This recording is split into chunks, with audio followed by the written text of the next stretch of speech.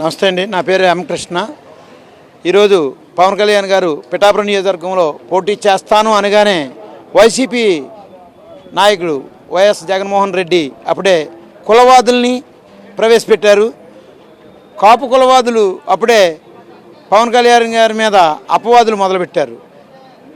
కులవాది అనే ఆయన కూడా పార్టీలోకి జాయిన్ చేసుకోకుండా దూరంగా పెట్టినా కానీ ఆయన మీద కక్షతో మళ్ళీ ఆ కులవాది ఈయన మీద ముద్రేసి ఓడిద్దామన్న ఉద్దేశంతో ఉన్నారు.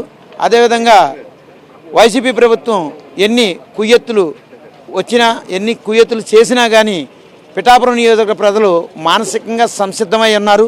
పవన్ కళ్యాణ్ గారిని ఎమ్మెల్యేగా నెగ్గించుకుని ఆయన్ని శాసనసభకు పంపాలని దృఢ నిశ్చయంతో పిఠాపురం ప్రజలు ఎప్పుడో డిసైడ్ అయ్యారు. కాబట్టి వారు వన్ సైడ్ అవుతుంది.